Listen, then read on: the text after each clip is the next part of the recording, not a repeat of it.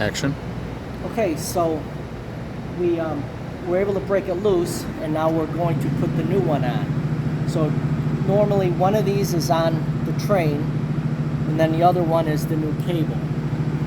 So what you would do is put it on, and then just give it a little twist to start it. Then this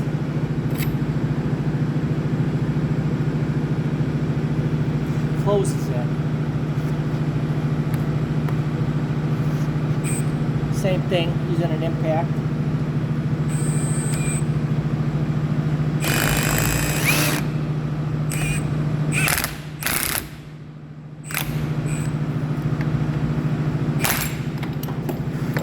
And that's all you do.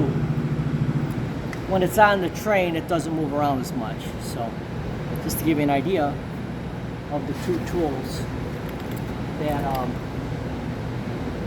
I put together for doing this. We got this is the closer, and then we got this one for opening them up.